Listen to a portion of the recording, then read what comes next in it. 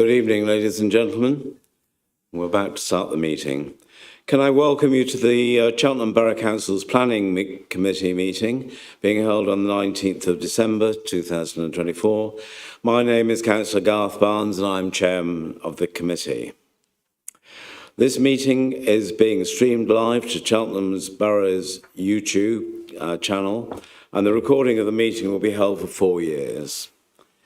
If there are any breaks in transmission to the YouTube stream, the meeting will be adjourned for a short period until any issues are resolved. If you are here to make a representation to the meeting, you are consulting to the use of the sound and video recordings for broadcasting and training purposes. Please be aware that CCTV and audio recording is now in operation in the public gallery. The recordings will be held by Council for 5 months.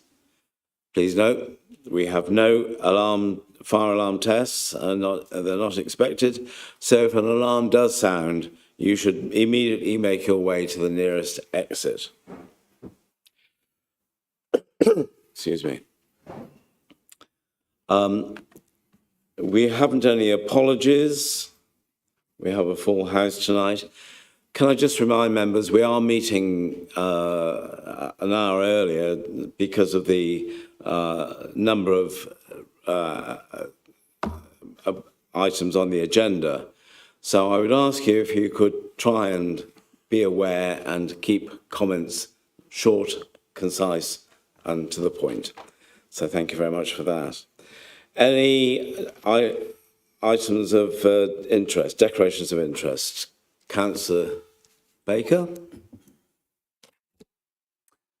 Thank you, Chair. I am predetermined on the item 6C, East Gloucestershire Club, so I will be speaking as ward councillor and then leaving the meeting. Thank you for that. No other member. Declaration of independent site visits. Anybody? Councillor Baker again.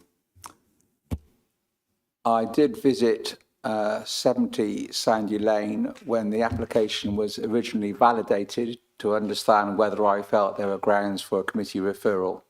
I've taken legal advice since. I'm not predetermined on it, so I'm happy that I can stay and speak and vote. Any other member declaring an interest? Councillor Andrews.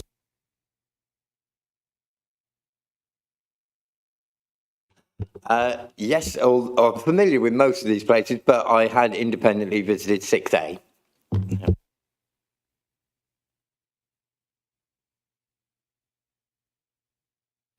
Right, we now come on to the minutes of the last meeting. Agenda item 4. Has everybody had a chance to see them? Are you happy that they're a true record and I can sign them as such? Yep, thank you.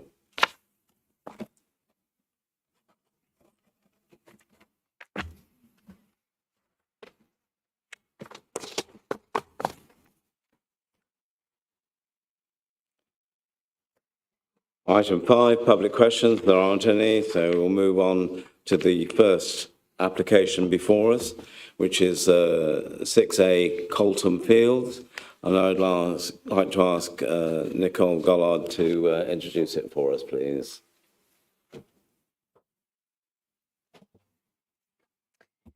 Thank you, Chair. This is an application for the erection of a self-build dwelling at Coltham Fields. It's been called to Planning Committee by Councillor Day, the reason being to support dwellings in the principal urban area for our 5-year housing land supply, as the officer recommendation is to refuse. The application site comprises of a vacant parcel of land and the site has an extensive history. Of particular note is the planning which was granted in 2022 for a smaller 2-storey dwelling at the site. This permission remains extant and could be implemented. A larger dwelling was submitted and subsequently refused and dismissed appeal earlier this year. As you will have read from the officer report, the overdevelopment of the site has resulted in a poor quality design that would appear as a harmful addition within the street scene, at odds with the prevailing residential character of Coltham Fields. Officers feel the applicant has not resolved the issues previously highlighted by the inspectorate and officers. Namely, the site abuts the boundaries on 3 sides. There is limited setback at the front for any meaningful landscaping. There is a first floor balcony, which is now surrounded by walls. Further, this proposal now has a large section of render with no fenestration treatment to provide any architectural interest.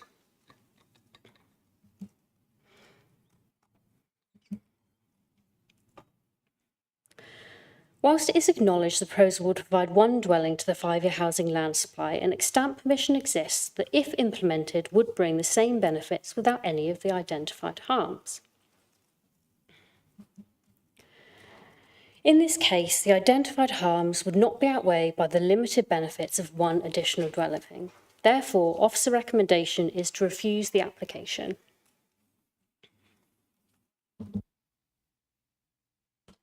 Thank you very much.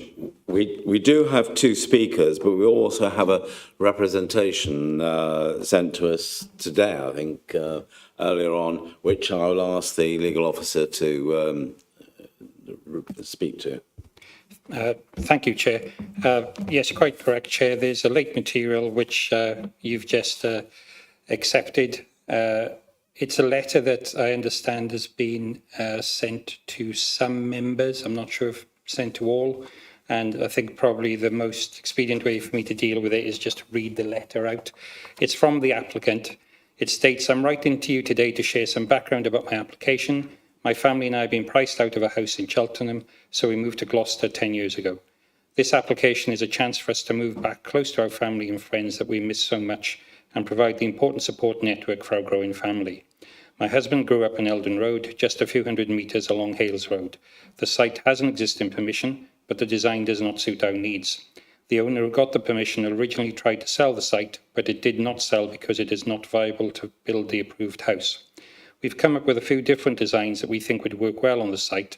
The first one we can appreciate was a bit too ambitious, so we listened to the feedback and came up with the current design. The new design will provide a much better living space with much more outside amenity space than the permitted scheme. It's also a lot smaller than the design refused by the inspector and doesn't have any overlooking issues. Many of our neighbours support the scheme, especially the ones who live right next door. They're really excited about the possibility of having a nice property adjacent to them in place of the existing mess on site. The site is currently an eyesore with an ugly concrete block wall topped with razor wire enclosing the Land Rover scrapyard. This scheme will completely change and improve the appearance of Coltham Fields, making it a much nicer place to live for everyone.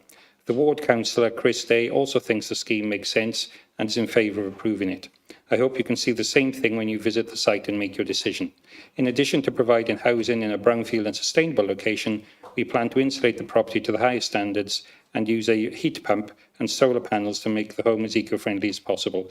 Thank you for your time reading this letter. Thank you, Chair. Thank you very much. Okay, as I said, we do have 2 speakers. Simon Firkins, the applicant's representative. You have 5 minutes to speak. Mr. Firkins, if you'd like to come forward. Let me just get my clock sorted.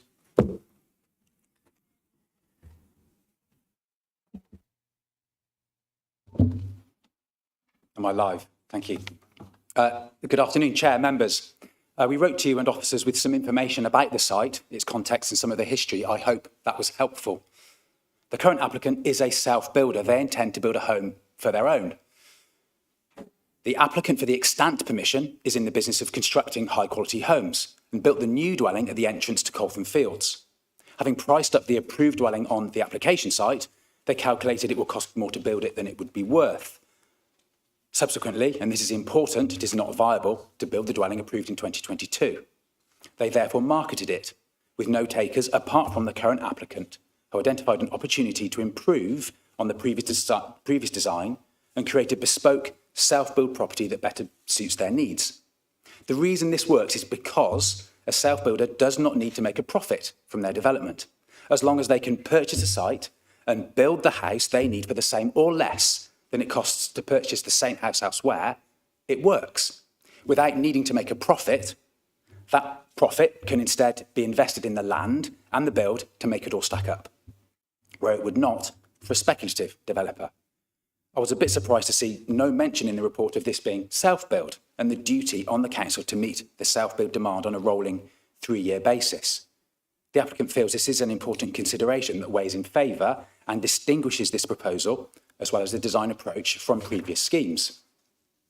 Paragraph 7.5 of the report mentions the extant permission, and in saying this might take place, the benefits of a different new dwelling are limited. The fact is, though, the approved dwelling will not be built because it's not viable. This happens, just as, for the same reason, the 2 dwellings approved 4 years ago next door at number 1 Coltham Fields have also not been built. Our letter pointed out how numerous dwellings locally fill the width of their plots.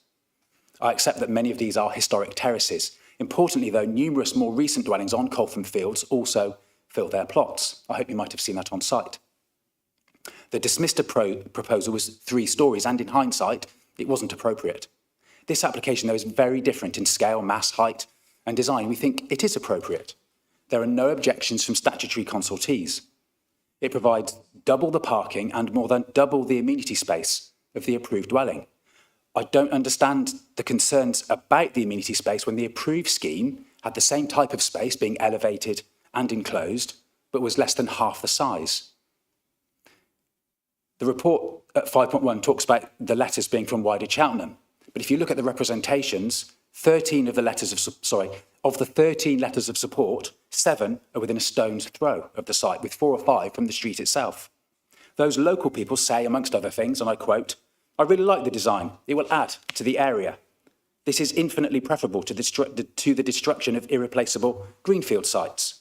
My son has been priced out of this area. It looks good and makes use of ugly derelict land."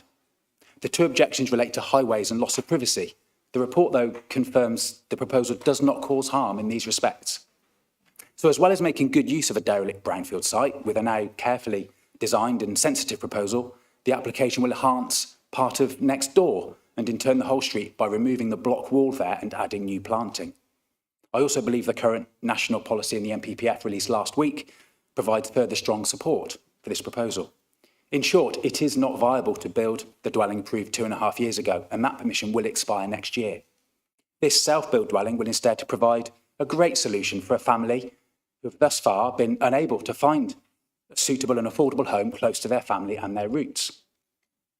I therefore ask you to grant delegated authority to officers, subject to conditions and the standard legal agreement, to address the SAC mitigation. Thank you for your time. Mr. Firkins, on time. Councillor Day, you have 5 minutes also, and you can start whenever you like.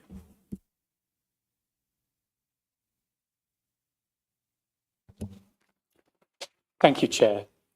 My support of this application is summed up by paragraph 125C of the revised NPPF published earlier this month, which states, "Planning policies and decisions should give substantial weight to the value of using suitable brownfield land within settlements for homes and other identified needs, proposals for which should be approved unless substantial harm would be caused." 2 reasons for refusal are detailed in the officer's report. The lack of mitigation of impact on the Cotswold Beechwoods, SAC, I would suggest should be dealt with as a condition. It is reasonable that an applicant makes a financial contribution as mitigation only after planning approval has been given, and that this be a condition rather than a reason for refusal. The other reasons for refusal I suggest are subjective judgments, and other individuals or authorities could well reach a different conclusion. Members who attended Planning View will have seen the high fencing topped with barbed wire and piled carcasses of rusting Land Rovers reaching above the fence. The application before the committee is a substantial improvement on this current street scene. The opinions of the residents of Coltham Fields should carry significant weight. All the Coltham Fields residents who responded to consultation are in favour. This includes 1 Coltham Fields, who were next door to the site, who responded, "The designs are neat, modern, and make good practical use of space. Crucially, the development will make good use of a current brownfield site, which is an eyesore. And using disused parcels of land like this is an ideal way to meet the growing demand for housing while revitalising underutilised spaces. Developments like these not only improve the local aesthetic, but also contribute positively to the community by making better use of existing land." 15 of the 17 responses support the application. Of the 2 objections, one included concerns about being overlooked. The officer's report concludes that the separation distances largely accord with the recommended distances, and the previous concern with regard to overlooking on gardens has been overcome. Therefore, feedback from those people who will have to live with the development is overwhelmingly favourable. Members will be aware from the report, as we've heard, that there is an extant permission for a dwelling on the site. When dismissing an appeal regarding a different design, the inspectorate said, "There would seem a greater than just theoretical possibility that this alternative would take place." As we've heard, having costed and assessed the market value of the permitted scheme, the applicant has been advised it is not a viable fallback option. I am privileged to represent an area that includes the AONB. Rejecting applications such as this to develop brownfield sites increases the likelihood of building on greenfield land, including the AONB. This is a real possibility, as is amply demonstrated by the approval to build 250 homes in Cheltenham's AONB at Oakley Farm. Members need to weigh up whether we are drawing the line in the correct place between rejecting brownfield developments and protecting our precious AONB, which has immense amenity value to residents and is essential for nature. The UK is one of the most nature-depleted countries in the world, and the Council has declared a nature emergency as well as a climate emergency. Refusing applications such as this only add to the pressure to develop on greenfield sites, including the AONB. I believe that brownfield development should only be refused when it is clearly in breach of planning regulations. I don't believe that is the case with this application, which has the support of those living in close proximity, including the immediate neighbours. Thank you. Thank you, Councillor Day.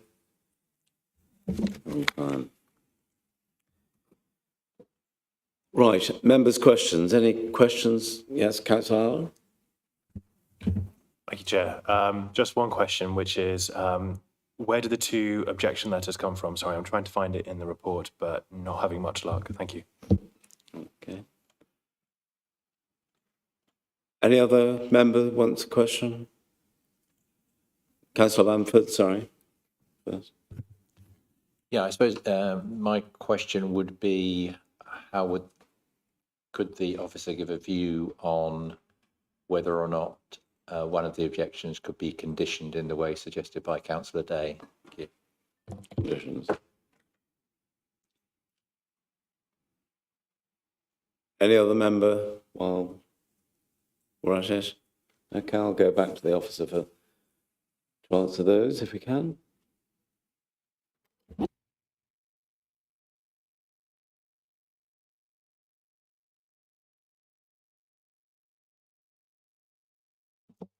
Sorry, I just want to double check on the system. It was from 32 Hells Road and 24 Rose Hill. And then the other one. Conditions, yes. So with SANG, we generally do it by section 106. I don't think it could be covered by a condition. But it would be fairly standard to do it by the section 106. Probably would be agreeable to the applicant, I imagine.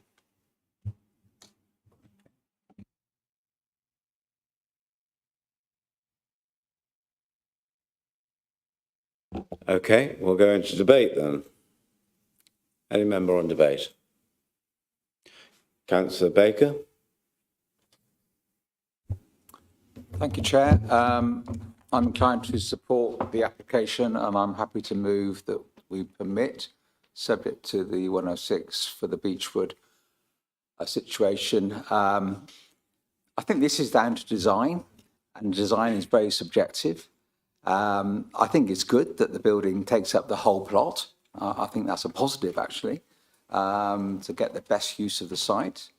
I asked myself, would I like to live in that house? I think I would. I think the design is attractive.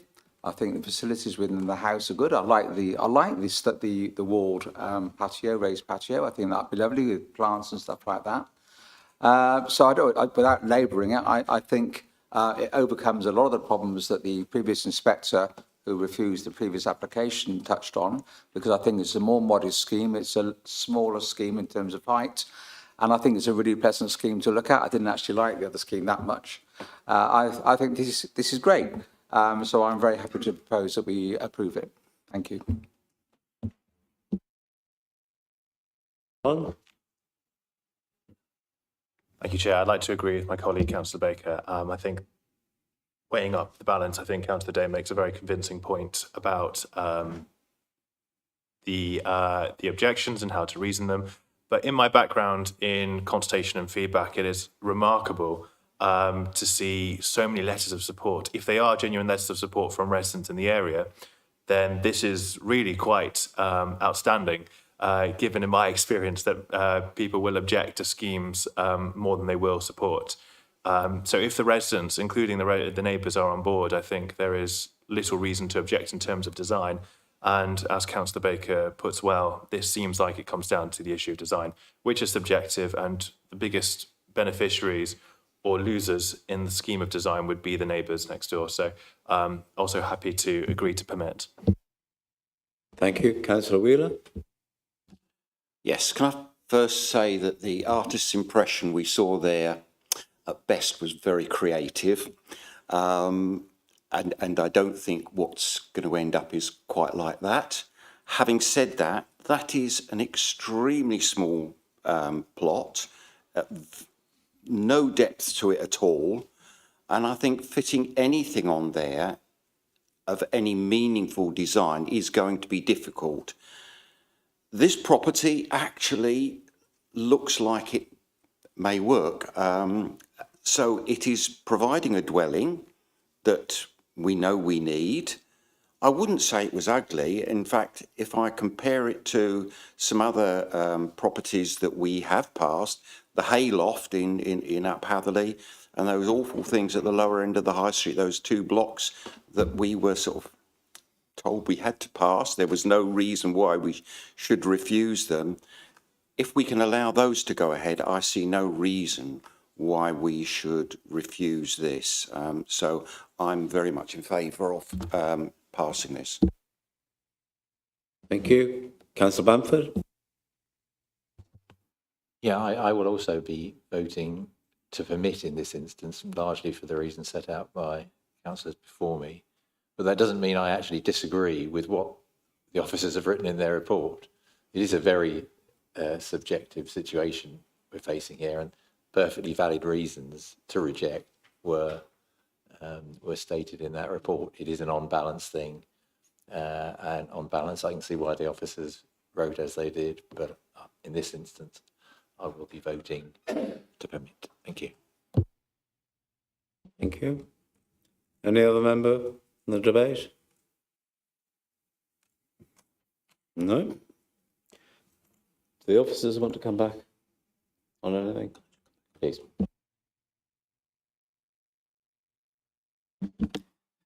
Thank you, Chair. Just to clarify then, so it's been moved that permission be granted essentially for the contrary reason to the recommendation for refusal, in the design is acceptable and the building won't be incongruous within the street scene. Councillor Baker also mentioned that would be subject to a Section 106 agreement, and I'd also recommend that conditions be imposed as to be agreed by the Chair and Vice Chair. Sorry, Chair, if I may. So we've had the questions, we've had the debate, a motion's been discussed. I think the next step would be for a formal proposer and seconder of that motion, and then we can clarify the grounds. So just to remind members, the motion then is to be contrary to officer recommendation to permit, for the reasons that I understand it, of compliance with policy D1, SD4 and the relevant SPD guidance. So that being the case, Chair, we're looking for a proposer and a seconder. Well, I think the proposer is Councillor Baker. Seconder is Simon Wheeler. So Councillor Wheeler. Thank you, Chair. Can Councillor Baker then confirm that my understanding of the reasons is, as I've outlined, that you believe it does comply with policy D1, policy SD4 and the relevant SPD guidance? I do, yeah, thank you. Chair would then be the same process, questions and debate. If members feel that's appropriate, obviously members should be offered the opportunity and then we can vote, Chair. Does anybody wish to debate the situation any further?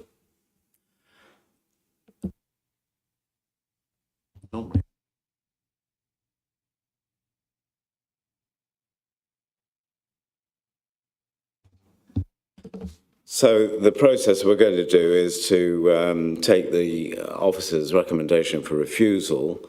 So can I have all those in favour of refusal to please show? Oh, we're using the voting system, sorry. So either vote for or against or abstain.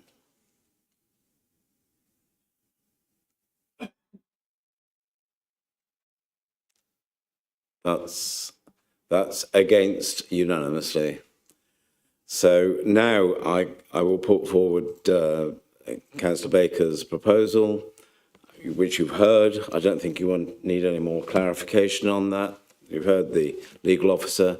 So we'll go straight to the vote on that. All those in favour of accepting the application, please show on the form.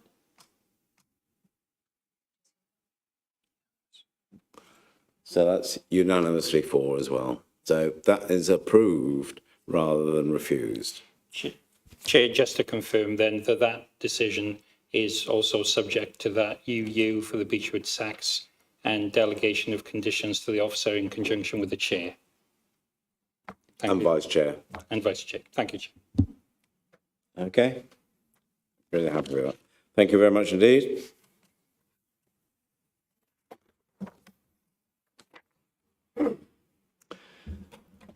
So the next item we have on the agenda is Welch Road, 6B, and I'll let the officers manoeuvre their positions.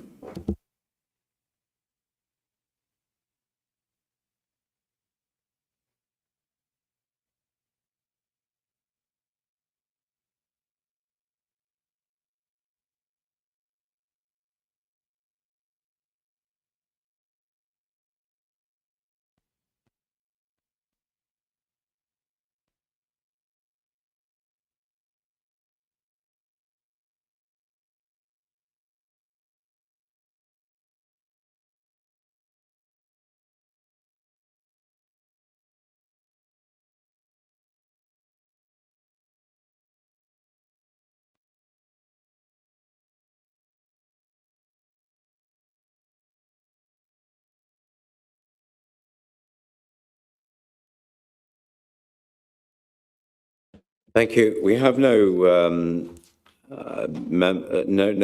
public speakers on this, so I'll go straight in and ask Michelle to introduce it to us, please.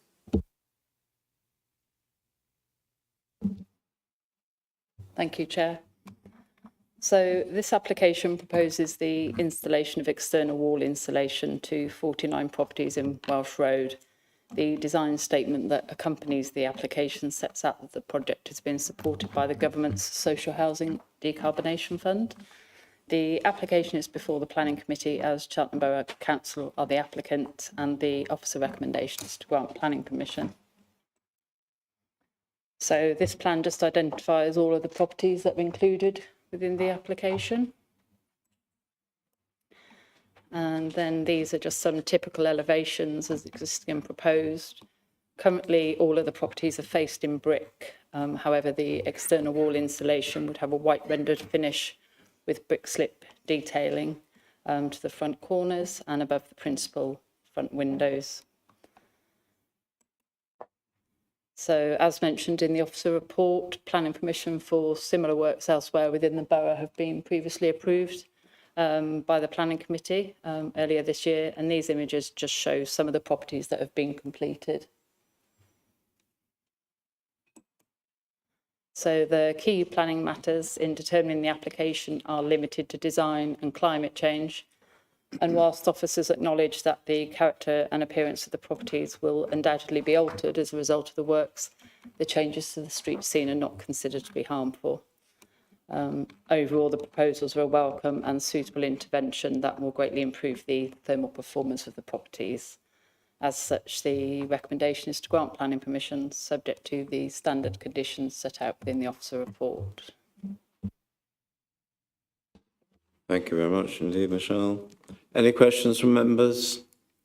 Councillor Wheeler? A question I've asked several times and I've not really got an answer when this was CBH. Now it's CBC.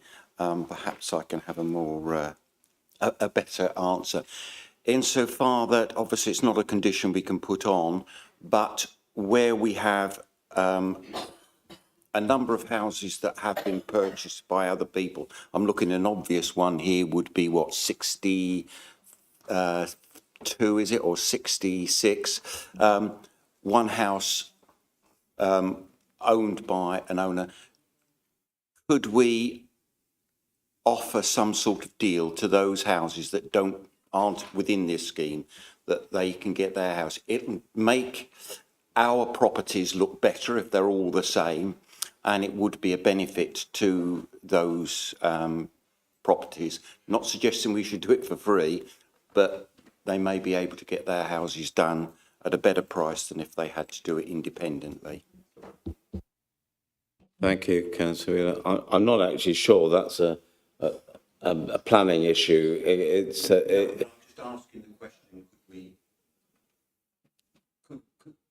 well, it may be possible, but not within the planning framework, I'm afraid. I don't think so.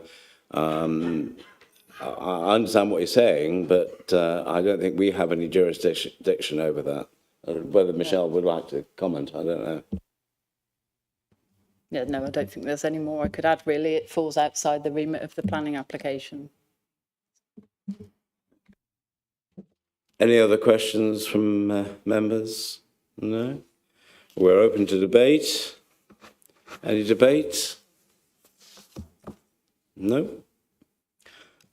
In that case, I don't need to go back to the officers, so the recommendation is for permit, subject to conditions. So could we please vote on it? All those in favour, please show. All those against, please show. Right. That's a unanimous vote for the application. Thank you very much indeed. That's approved.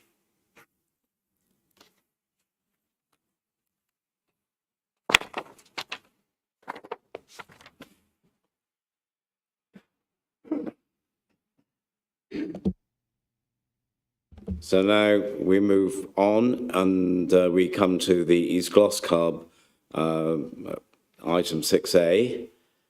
We do have 3 speakers, I think. And sorry, yeah, just looking at that. And I'd like the planning officer, Michelle, to introduce it for us, please. Thank you, Chair. So this application proposes the erection of a new fabric canopy over 3 existing paddle courts at the East Gloucestershire Club and the construction of 4 new outdoor paddle courts with flood lighting in place of 1 number grass tennis court The application's been submitted following an earlier pre-application inquiry in respect of the canopy element of the application, and prior to submission, the club also engaged with the local community. The application is before Planning Committee at the request of Councillor Baker and due to an objection from the Parish Council. The officer recommendation is to grant planning permission. So the site's located on the eastern side of Old Bath Road at the edge of the central conservation area, with residential properties to the east and west and Cheltenham Croquet Club to the south, with further residential properties beyond. So on the site location plan, on the left, the wider site is identified by the blue line, with the area of the site that's subject of this application outlined in red. And then this 3D image just seeks to show the site in the wider context. And then we've got just some images identifying the location of the existing paddle courts. And then these are some photos that were taken from the neighbouring croquet club.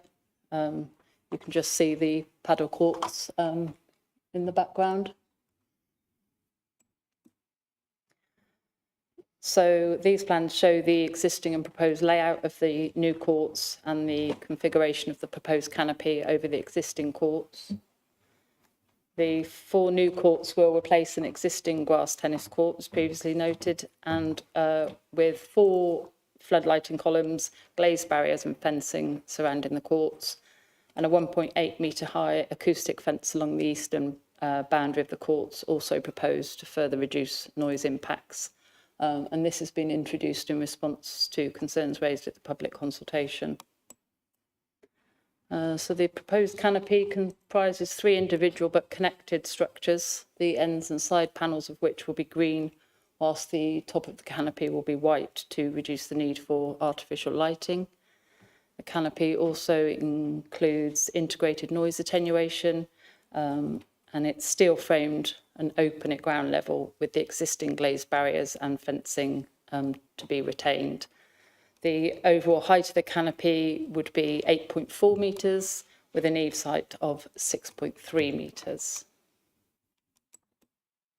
So the scheme's been revised during the course of the application in response to concerns raised by both officers and objectors. Most notably, the height has been reduced from 10.8 metres to 8.4 metres, and additional noise attenuation has been introduced. So you've just got the original scheme on the left and then the revised scheme.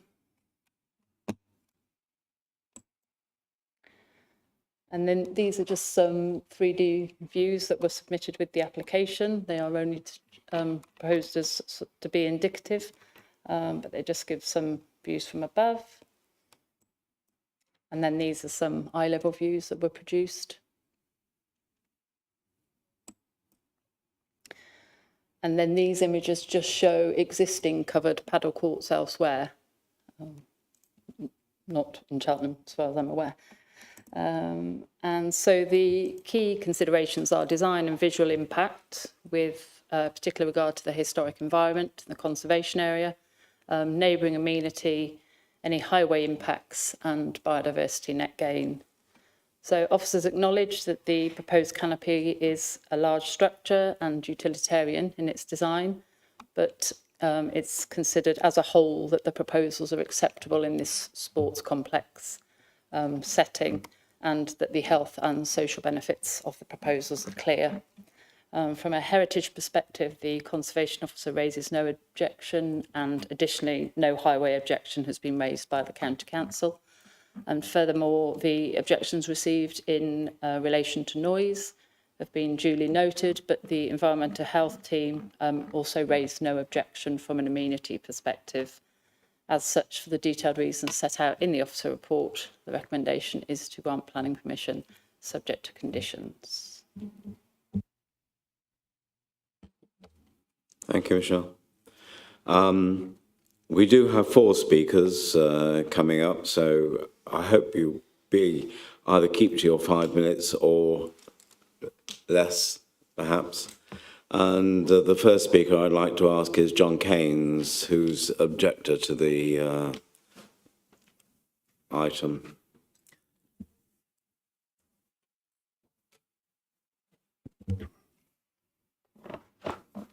So when you're ready to speak. Thank you. Good evening, all. I'll kick off by saying that in July, East Gloss referred us to the Bicester Paddle Club, as that was very similar to what they were proposing. I went over there ready to be modified. I was absolutely horrified at the scale and the imposition on the landscape of these very large courts. I don't expect you to see these. They are in the documentation. That really turned me against this proposal.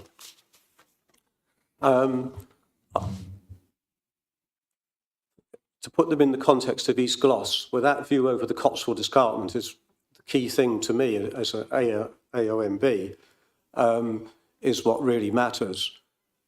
These covers will be higher than the floodlights. They'll be higher than a two-storey house. They're entirely out of keeping. And as I read it, the Council's prime concern, CG7, the Council will ensure that all developments respect the important views within, into, and from the cottage character area, as I saw it written down. I'm sure the Croquet Club are going to speak more about that, so I'll just move on to 3 other factors, and in fact more if I'm within time, which is unlikely. Surprisingly, you should substantially discount the claims of increased sports participation and health through this. In public meeting, East Gloss have told us that they will discontinue their current pay and play scheme, i.e. public access, as soon as contractual obligations allow. So you tell me, how do citizens in Ben Hall, St Mark's, Swindon Village, across the town, benefit from these extra courts in an exclusive private members club in an affluent area on the other side of town? I don't think they do. And this development may inhibit pretty developments elsewhere in the town. The next point in the bullet points that have been highlighted in your key document, the club has carried out public consultation. Now, I don't doubt for 1 minute the goodwill and character of the East Gloss officers, but this was not consultation, this was a public announcement.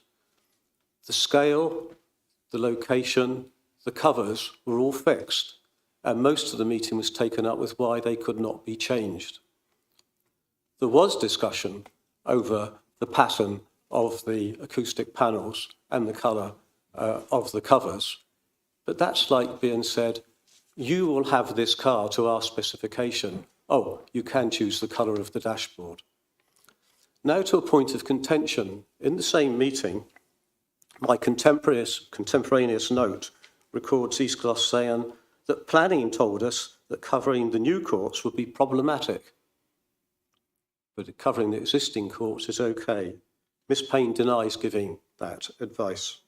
Whatever the truth of that, the key point is that new courts in the middle of East Gloss are seen by both those parties as being problematic, and they shifted, and that's because it's in the middle of the club and it's very visible from the clubhouse. So they've moved it a few metres across where it's not visible from the clubhouse. They've moved the problem to the perimeter of their site and given it to somebody else. Much argument, technical argument, has taken place about noise. It's been very technical. The conclusion does not match the lived experience of my household or my neighbours. If you could not sit in your garden on a summer's evening or even open your windows for what the Financial Times, no less, the Financial Times, 16th of November, called the cacophonous wallop of paddle being played, you would be objecting too. Now, there's much talk across the internet of how ineffective acoustic panels are, including statements and policies from... Mr. Keynes, you have 30 seconds. From others. Paddle's low frequency makes it particularly difficult. It's a prime responsibility that developments do not cause unacceptable harm to adjoining landowners and living conditions in the locality. I ask you to reject this proposal in its current form. Thank you, Ms Gaines. Mr Gilden, would you like to come forward? And you also have 5 minutes to speak. The light's already on for you, so. Clock has started. Good evening. My name is John Gilden. I am the Secretary of Cheltenham Croquet Club. The Croquet Club and East Gloucestershire Club are next door neighbours, and as far as I am aware, both clubs have occupied their respective sites for over 100 years as amicable neighbours. Our principal concern is for the proposed introduction of a structure on the boundary between our two clubs, which is about 8.5 metres high, and that is more than the height of a two-storey house, and 24 metres long, more than the width of two houses. The footprint is 36 metres by 24 metres, more than 3 times that of a double tennis court. This is an enormous structure, having no architectural merit, which would more than obscure the view from our club towards the Cotswold Escarpment. Indeed, even the 6-metre high vertical walls would achieve this, let alone the additional height for the roofs. But our concern is for more than the simple introduction of what we see as a hideous eyesore. As explained in the several documents I have written to express the grounds for the objection by the Croquet Club, 2 Cheltenham Borough Council documents set out the measures that the planners must take into account when considering planning applications within the central conservation area and in particular the college character area, within which both the East Gloss and the Croquet Club reside. These are the Cheltenham Local Development Framework dated July 2008 and the Cheltenham Plan, which was adopted in July 2020. These both emphasise the importance to Cheltenham preventing erosion of visual amenity within the conservation area. One particular emphasis being on the views out of the area towards the Cotswolds. These are called key views or vistas. One of these, shown in the 2008 document, is view of the Cotswold Escarpment over Cox's Meadow with the Croquet Club in the foreground. This is the same view as that currently enjoyed from the Croquet Club's clubhouse. This view would be obscured by the erection of the proposed paddle court covers.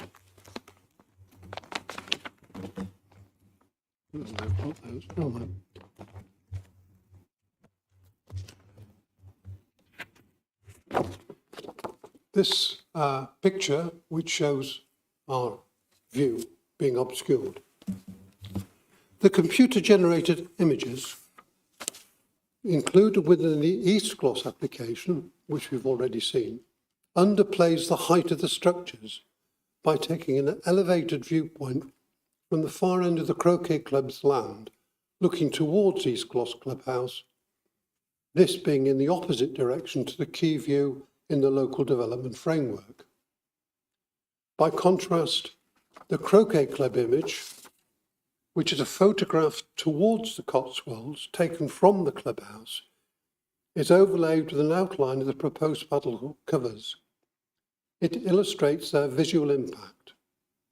This image can be found near the very end of the document representations included within the document pack for this agenda item on page 271 out of 274. In summary, the application for paddle court covers introduces a huge and frankly hideous blot on the landscape with no architectural merit. It obscures the current view of the Cotswolds and, very importantly, directly contravenes the adopted planning principles as set out in the July 2020 Cheltenham Plan. You have 30 seconds.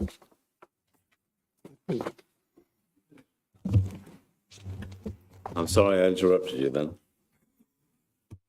Thank you very much indeed.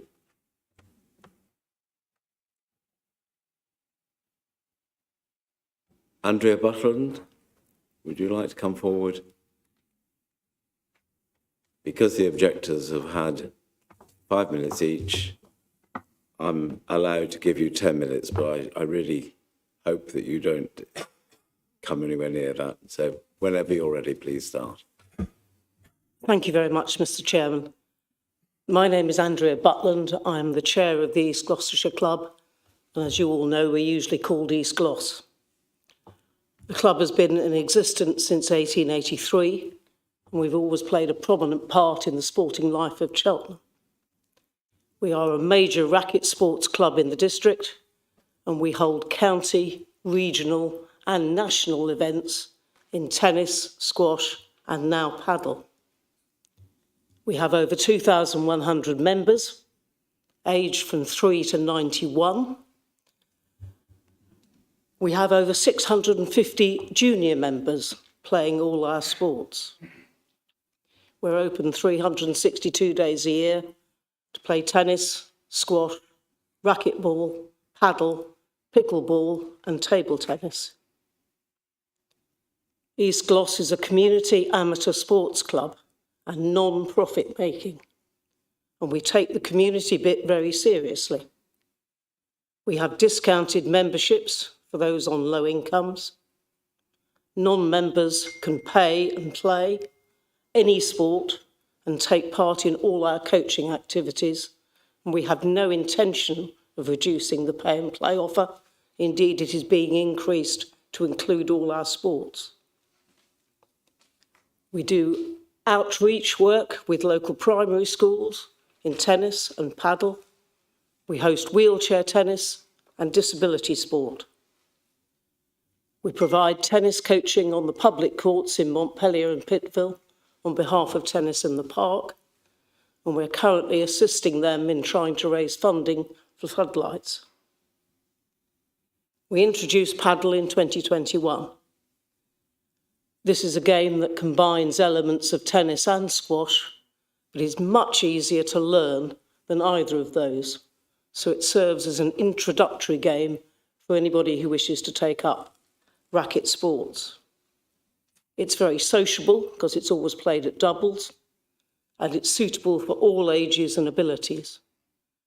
We're delighted that our introduction has added a new cohort of members to the club, mainly young people and families. In terms of cost, all the alternative places where you can play paddle in either Cheltenham or Gloucestershire are private profit-making concerns, and the only cheap way to play paddle for Cheltonians is either to pay and play or become a member at East Gloss. Our members are not wimps. We do play outside in all weathers. But if you are a good player, then rain on the glass walls of the paddle court has a very detrimental effect on the bounce and the quality of play. And so virtually all new paddle courts being built in the UK are either completely covered or involve an element of covers, and they are now essential for high-level competition. East Gloss does try to be a good neighbour. We support the Croquet Club when they have major events. We help them with car parking and catering. Their members are honorary members of our club and use the bar and the cafe. Indeed, 40 of them had Christmas lunch last week. Our ground staff provide them with help and support and loan them large pieces of equipment. We held 2 consultation meetings with them and with the 2 residents' associations, that is Sanford Park and the Verneys, before we finalised our proposals, and we did make adjustments to try and take into account their concerns. Our first application submitted to yourselves generated a number of objections, and those were mostly about the noise and the height of the canopy. So we have changed the application to reorientate the canopy and reduce the height, and it's now at the minimum required by the sports governing body. Since we introduced paddle in 2021, we have had one complaint from our neighbours about the noise of playing paddle, and that was when I'm afraid some of our keener members were starting to try and play before the start time of 8 a.m, and we have stopped that. Environmental health officers have never had a complaint about the noise. The canopy will reduce the noise from the existing courts, and the new courts in the centre of the site are further away from our neighbours, and we have added acoustic barriers. And the environmental health officer's assessment is that there will be no increase in the noise over current levels for the croquet club and therefore for the rest of our neighbours. So we have made as many amendments as we can at some considerable expense to try and take into account our neighbours' concerns. I'm very pleased that the Conservation Officer and the Architects Panel feel that design and the shape and the height of our proposals are in keeping with the sports complex in an urban area, and they feel that it will have little impact on the surrounding area. And similarly, the noise survey suggests that there will be no increase in the current level of noise for any of our neighbours, and no other technical objections have been raised. I'm sure that all members of this committee are more than aware of the benefits to participants in playing sport in a social environment for people's physical health and for their mental well-being. And not only our club members, but anyone who wishes to play paddle in Cheltenham will benefit if you grant us your approval for this proposal. And I do hope that you will do so. And I thank you for the opportunity to speak. Thank you very much indeed, Ms. Butland. Oh, you were hiding. I couldn't see you. Councillor Baker, you have 5 minutes.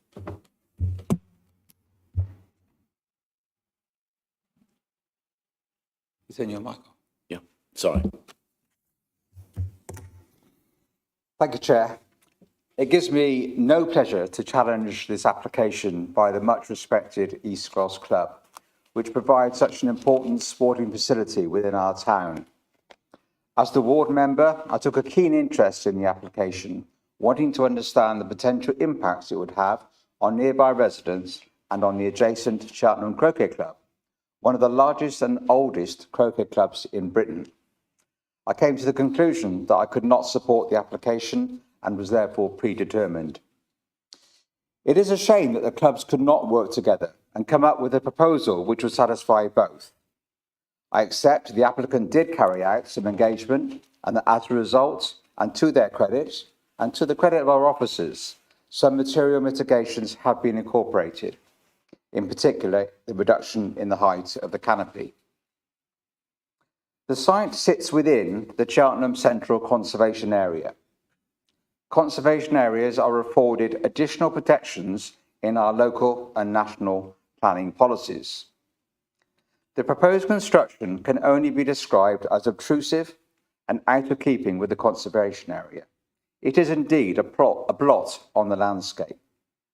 It severely impacts upon the setting, ambience and enjoyment of the croquet club users, and equally impacts upon views into or out of the Cotswold Escarpment, in conflict with policy L1, landscape and setting, which states the council is mindful of the need to protect views into or out of areas of acknowledged importance, such as conservation areas.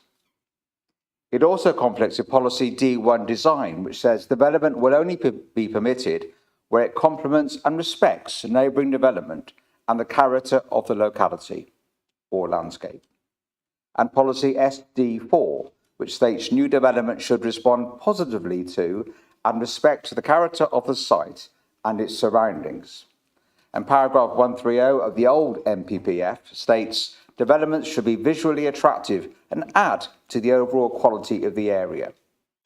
Policy SL1 refers to development not causing unacceptable harm to the amenity of adjoining land users. And policy SD14 says development must cause no unacceptable harm to a local amenity, including the amenity of neighbouring occupants. And finally, it conflicts with policy SD8, historic environment. New development should complement and relate to its surroundings, not only in terms of its appearance. I fully accept the needs for the club to diversify its offer and to respond to modern sporting demands, but it is a shame that this development could not be accommodated well within the site, reducing the impact upon its neighbours. Having considered the impacts upon the Croquet Club, I now turn to the nearby residents who will be impacted to a small extent by the canopy, but more worryingly by the 4 new padel courts. Padel tennis is a very different sport to tennis. It is far more intrusive, generating a greater level of noise due to the hard bats and pressurised balls, which constantly rebound against the court walls. The replacement of 1 grass tennis court with 4 padel courts is a considerable intensification of the current use. Ball strikes are 165% more frequent than doubles tennis. A ball is struck on average every 2 seconds on 1 padel court in an amateur game of doubles. Consider the impact of 4 courts. The World Health Organization recommended up to 50 decibels of noise to avoid moderate annoyance. According to the Dutch Lawn Tennis Association, the typical noise levels from a single padel court are 91 decibels. Consider the impact from 4 courts. Imagine enjoying your garden at any time of the day with this ever-present noise, bearing in mind that floodlighting will ensure play until late in the evening. We really must ensure that our homes and gardens can be enjoyed. This development is likely to have a detrimental impact upon that enjoyment. 30 seconds. I accept that our Environmental Health Department raised no objections and I respect their judgment, but we really won't know the true impact until the scheme is built. So if the committee is minded to permit, please can I ask that a condition is applied in relation to the hours of operation for the 4 new courts. I suggest these can then be later relaxed if the noise is not as we expect it to be.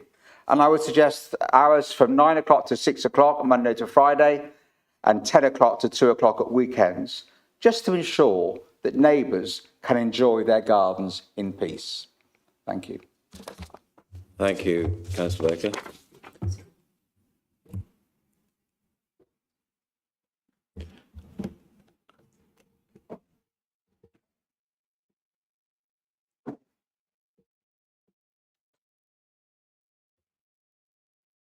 While Councillor Baker leaves the meeting, I'll ask any members have any questions. Councillor Wheeler.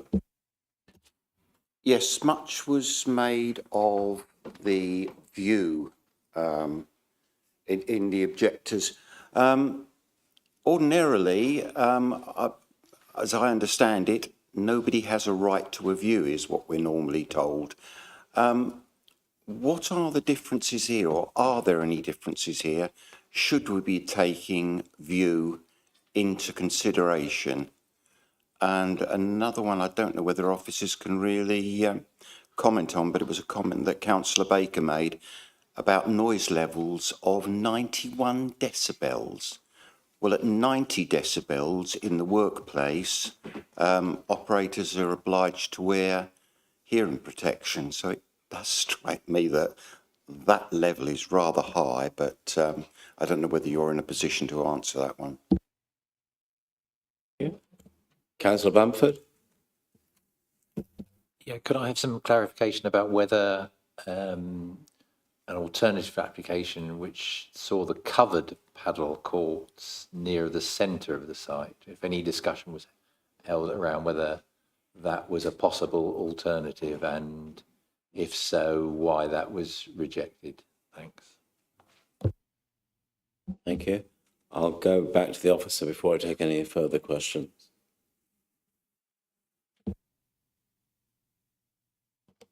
Thank you, Chair. So in terms of views, private views, so long distance views of a hill or longer views, purely from a private perspective, aren't protected. So in this case, the views that would be most affected are those from the croquet club, and they're not public views. So there is a bit of a difference, but obviously the views are identified in the character area appraisal, but those are more public views. And then Councillor Bamford, no, this is the scheme that was put before us. There's been no discussions about relocating the canopy. Thank you. Any other member have any questions at this stage? Councillor Foster, yes. Councillor Baker said about reducing the noise. Is it possible to make a condition about the hours during which the paddleboard courts are used? Is that something that can be done in planning? Do you want to answer? So in terms of hours, the hours they're proposing are the same as those that the existing paddle courts benefit from. So they are 8 until 10 o'clock. So with no objection raised by the environmental health team, it would be difficult to justify a reduction in hours for the new courts.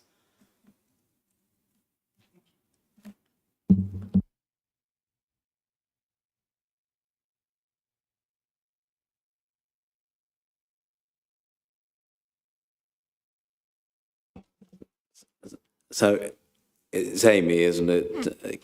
Could you respond to the decibel question that Councillor Wheeler had? Hi, thank you, Chair. Yes, just for the record, my name is Amy MacArthur. I'm an environmental health officer here at Cheltenham. Could you speak closer to the mic, as it's a bit difficult to hear? Sorry, is that better? Perfect, thank you. So just for the record, my name is Amy MacArthur and I'm an environmental health officer here at Cheltenham Borough Council. So I was the consultee for this application.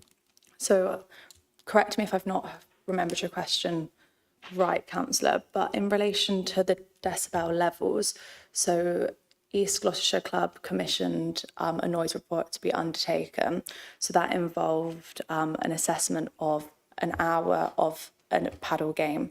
So they found that averaged at 54 dB. So that's the LAEQ, which is the equivalent continuous level. Then there is also LA max, so that's sort of the peak noise. And yes, that does sort of go a lot higher.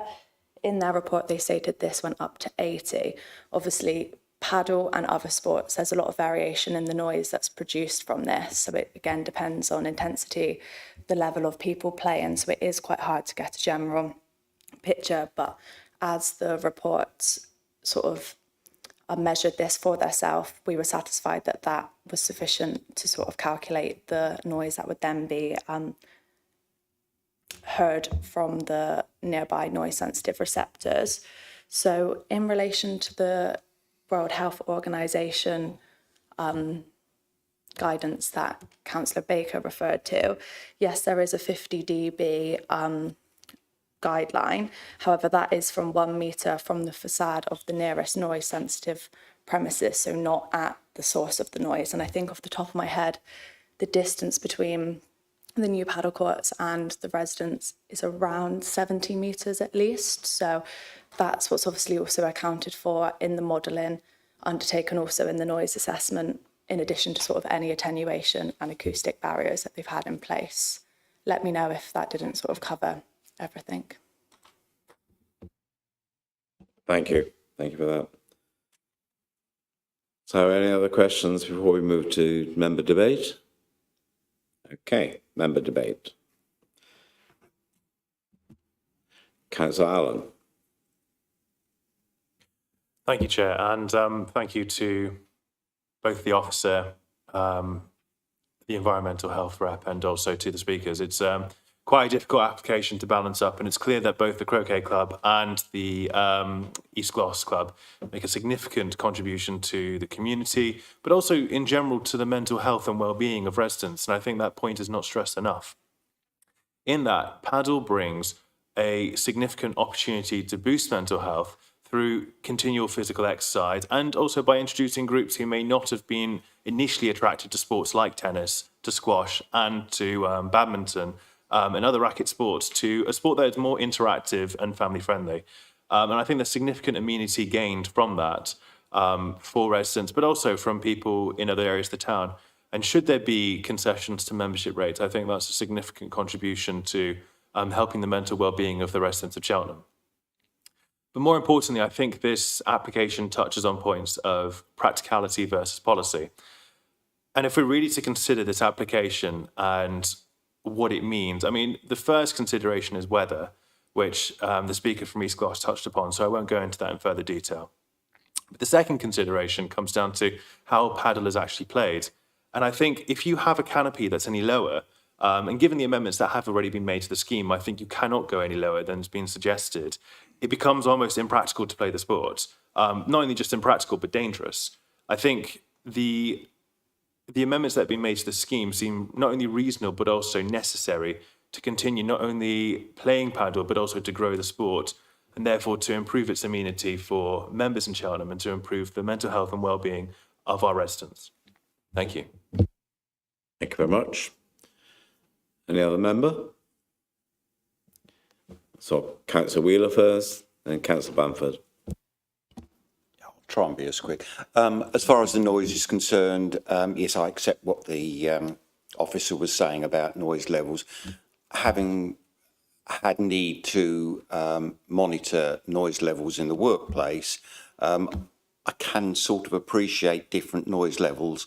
And I know when we left the Croquet Club to go to the, sorry, the other way round, from East Gloss to the Croquet Club, we were passed by at least 2 cars, which I believe were well in excess of 90 decibels. That I would have thought was a far bigger hazard than the noise that we heard when stood right next door to the paddle courts, albeit that would have been for a much longer period. So for me, the noise I don't think is going to be significant.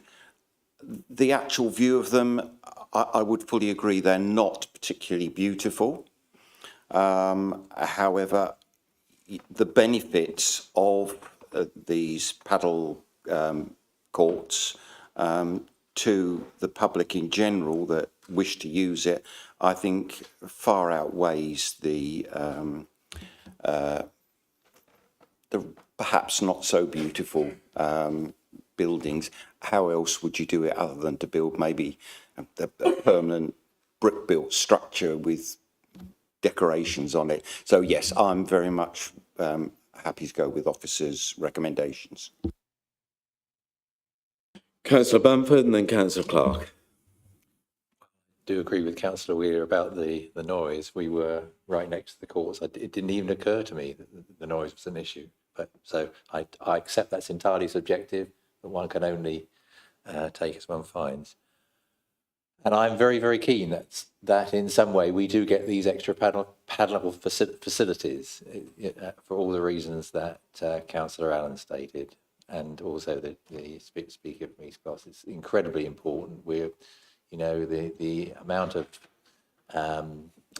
outdoor sports that happen now, it's an awful lot less than 30, 40 years ago, and I think that's a very bad thing for the mental health of the population, and anything we can do to try and push that in the other direction, we should encourage. However, I do think the report we've got before us does present a pretty grim blot from the proposed structures. It feels to me that it would be possible to come up with a proposal where the covered courts were less intrusive than where it's currently proposed. And whilst I completely accept the argument about height, yes, obviously it can't come down below where the current proposals have arrived at. It does seem to me that the materials and the way in which it's constructed could be significantly better. So I will actually not be able to support it. The reason that I'm very enthusiastic that it goes ahead in some way, but I feel that we haven't got the best outcome that we could achieve here. Thanks. Thank you. Councillor Clark. Thank you, Chair. I'm very impressed with the ethos of East Gloucestershire. However, I share Councillor Bamford's concern about the structure, only because I suppose it's a beautiful view, yeah, but I'm concerned that if we approve this, in a year's time, there will be another application to cover more courts. I know we can't say that now. I know we can't know that now. And I'm actually struggling with, as much as it's a good scheme for the well-being of residents and it's affordable, which is excellent, I'm struggling with it because I wouldn't like to see another 3 of those structures going up. I feel badly for the residents, actually.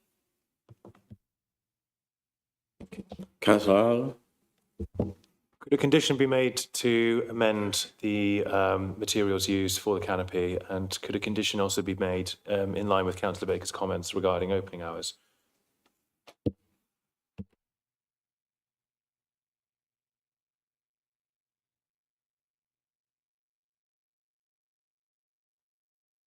Sorry, Councillor Andrews. Yeah, on the subject of conditions, and perhaps even obscuring some of these structures, could we condition we just plant loads of trees in front of it? We need trees, let's be honest, and it would certainly look a lot better looking at trees than it would to looking at these giant structures. Do you want to come in? Thank you, Chair. So in terms of the materials, I mean, I presume they are fairly standard across all paddle courts. It's a similar noise attenuation mesh and canopy cover that's used. So I'm not sure there is an alternative. So I don't think it would be appropriate to condition an alternative. In terms of the hours, for the same reasons that I sort of suggested to Councillor Foster, that we couldn't really look to impose different hours on these new courts when the existing paddle courts are available for use between 8 and 10. And we don't have an objection, so it'd be hard to justify a reduction. Sorry, I'm aware that there's a response pending to another question, but just to quickly ask if it'd be possible to condition that maybe the colour of the materials could be changed, as it was stipulated in the report that green would have been preferable if it had been chosen. So if I just come back to you on the colours. So yeah, we did at pre-application stage request that the cover be green in its entirety. But for the reasons set out in the report, in terms of natural daylight reaching the courts, that is why the canopy is white, and that's why generally they are white on the other images we saw. If it were green, obviously you'd be more reliant on artificial lighting during the day. So that was why we felt that if the ends and side panels could be green, the bits that you might see from sort of eye level, that was acceptable. So we have explored that. So I think to now try and condition it would, yeah, it just wouldn't be reasonable. And then, yes, we haven't asked for any landscaping. The proximity of the existing paddle courts that would be covered by the canopy wouldn't really allow for any tree planting along that boundary with the croquet club. There just isn't the sufficient space. We're still on debate. Any other member? Councillor? Got your name wrong. Please come in.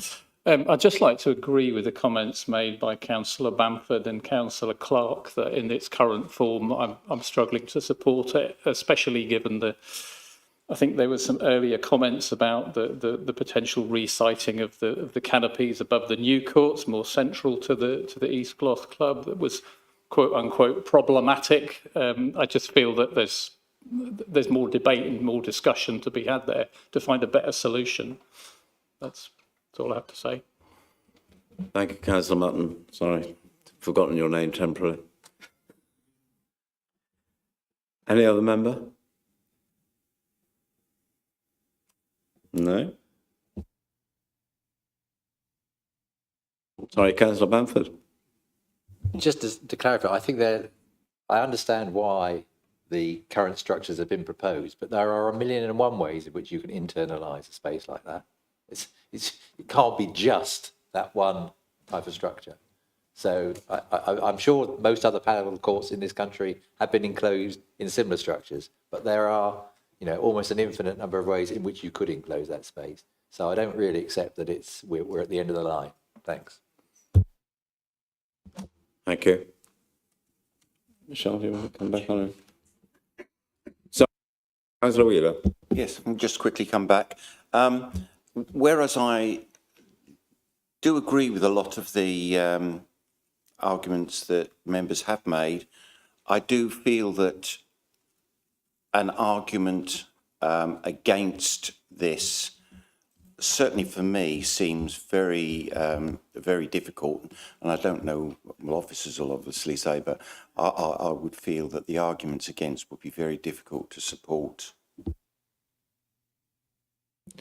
Thank you for that comment. Any other member? No? Do you want to come back on anything there?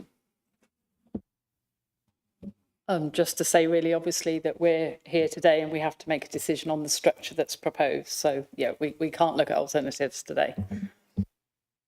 Chair, can I come just on one comment, just on member comments about opening the floodgates for subsequent similar applications. The application is before us today. It has to be determined on its merits today, and future applications are not relevant for the committee. And just to reaffirm what my colleague says, that the application is the application before you today, not alternatives. Thank you, Chair. Thank you for that reminder. It comes up fairly frequently. We aren't here to design the applications. We're here to approve them or not approve them. So it is what it is. I see no other member asking to speak. So are you happy to go to the vote? Yep. In which case, the recommendation is to permit. So all those in favour or against, please show on the voting.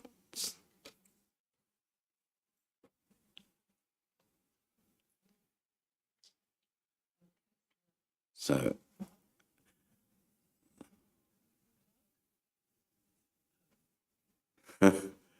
right. I think everybody has voted now. So the voting is 5 for, 4 against, and 1 abstention. So that has been approved by 5 votes. So thank you very much indeed. Would somebody like to call Councillor Baker back into the chamber?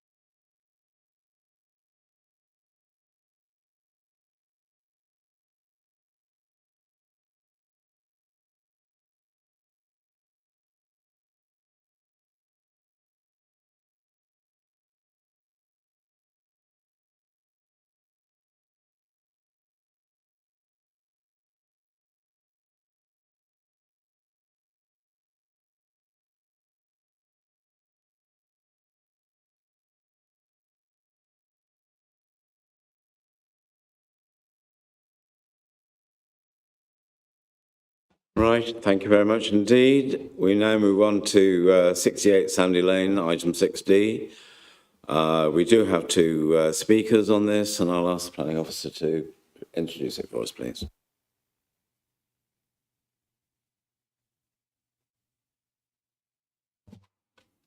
Thank you, Chair.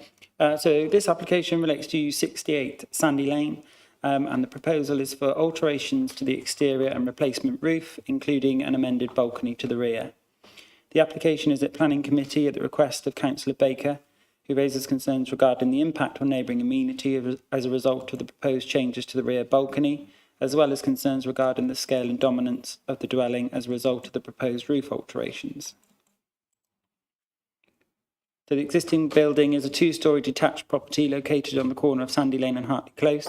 The property has been previously extended with a flat roof front extensions to the side and external alterations, including rendering and new grey windows and doors.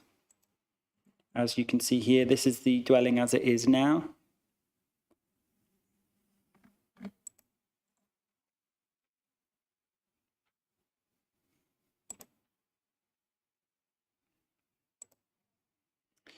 So as part of this application, there are no significant additions or alterations to the ground floor plan. A canopy is proposed to the front and a pergola structure proposed to the rear. So on the left-hand side there, you've got the existing ground floor plan and proposed is on the right.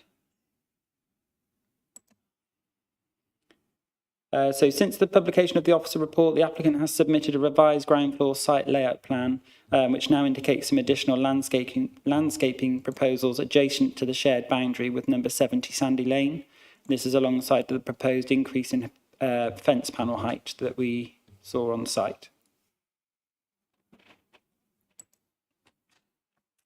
So here you've got the existing first floor plan and the proposed first floor plan. So the proposed works include the alterations to an existing first floor rear balcony. This includes an increase in its depth and its slight relocation. So we've got the existing front and side elevation on the top and the proposed below. So it includes roof alterations, the addition of a pitched roof over the existing flat roof area to the front, a change from a gable to hipped roof form for the main roof, and these works result in an increase in the height of the roof overall. You've got the existing proposed rear and other side elevation there. And these 3D images, so these are the proposed, so what the dwelling would look like as altered and extended.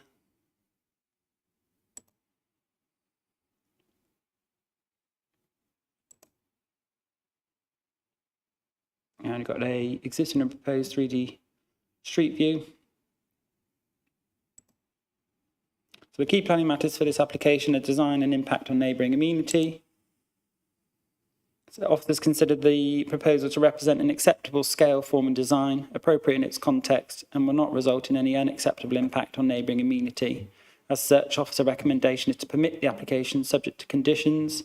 This includes the usual time and approved plans condition, the submission of material details, and we suggest the removal of permitted development rights for the insertion of future openings within the roof, including dormers,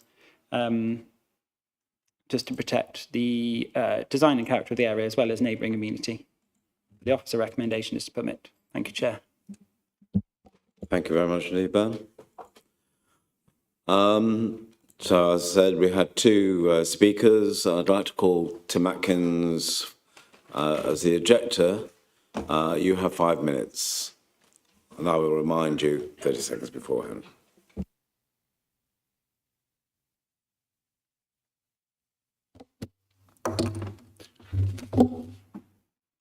I am here to represent the concerns of the neighbouring properties of 70 Sandy Lane and 1 Hartley Close.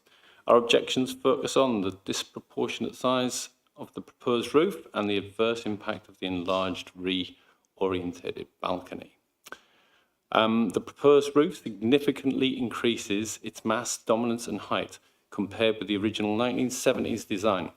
The house will nearly double in size, with the most dominant part now closer to the boundary with number 70 Sandy Lane. If this were considered today as an extension, it would clearly fail the policy test. The officer's report omits material considerations in the planning history. The first proposed extension had a hip roof, as can be seen up there. The scheme, when it went to committee, the report expressed concerns about its size, stating it was not subservient, caused unacceptable harm to the street scene and the character of the area. So the design process then led to a contemporary styled roof extension during construction. A retrospective application for only 400 millimetres in height increase was refused at this committee, resulting in the building being lowered to avoid enforcement. The extent of acceptable development has been robustly tested and set. A much larger scheme is now proposed, adding 3.4 metres in height, shifting the dominance and bulk closer to our boundary, far exceeding what was previously deemed as unacceptable. As can be seen, this results in a building far larger and more dominant than any other, clearly out of character with the surroundings and in conflict with policy D1. So, how can concerns regarding subservience and scale, central to earlier decisions, now be disregarded? The report states subservience is no longer a consideration as it deems the proposal to be a replacement dwelling rather than an extension or alteration. However, the footprint, layout, windows remain unchanged. It is clearly not a new dwelling. The application is described as an alteration and it does not meet the requirement under policy H1. Adopting this approach to avoid policy requirements on subservient does risk setting a harmful precedent for future large extensions that would undermine long-standing policies. The second issue is the balcony, which would double in size, projecting 2 metres outwards and reorientating towards Leckhampton Hill. Unlike the existing Juliet balcony, this would be 10 square metres of space, comfortably housing a table, chairs and a sofa, used for socialising, dramatically increasing overlooking with direct sightlines into neighbouring gardens. Case law firmly supports the principle that if some overlooking exists, intensification and reorientation must be assessed for additional harm. Planning report misapplies the window to boundary standards to a balcony, which does not align with established planning principles. Once again, case law establishes that balconies cause far greater harm compared to windows, particularly to private amenity spaces. Even if an application did involve a window, or members wished to have this as a starting point for a balcony, the SPD actually requires a minimum distance of 21 metres, with a minimum of 10.5 to the boundary. This means in addition to, not instead of. These distances and policies cannot be used as a basis of making a sound decision. They're clearly challengeable. So why is it important to us? Well, increased overlooking will impact on the use of the patio, making us more conscious of when we go outside and what we wear. During the site visit on Tuesday, I stepped onto the patio as one of the members was on the balcony. We made eye contact. It felt awkward, and I quickly retreated indoors. With a larger reorientated balcony, this would become more frequent, negatively affecting our enjoyment of this private space, which should be protected by policy S1. While we oppose the scheme in its current form, we believe it is possible to achieve a compromise by reducing the scale of the roof and adding better screening measures. You have 30 seconds. With improved and conditioned mitigations. We have raised several material planning matters that have not been addressed in the report, and as you can see, in its current form, it will be far larger than any nearby property. It will harm the area's character as well as the privacy and enjoyment of the neighbouring properties, conflicting with policies D1 and S1 of the plan.